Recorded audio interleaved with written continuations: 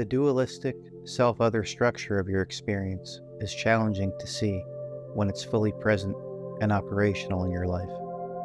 A major reason for this is because it's transparent, much like the glass pane of a window. You look through it continuously, but you don't see it.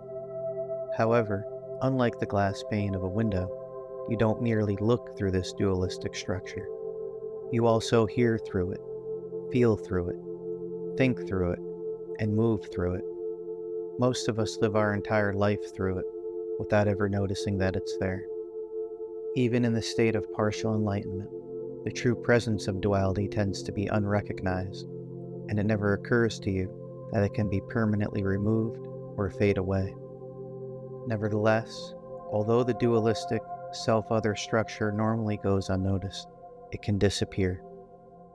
In full enlightenment, this structure's absence becomes permanent, and the experience of non-duality persists.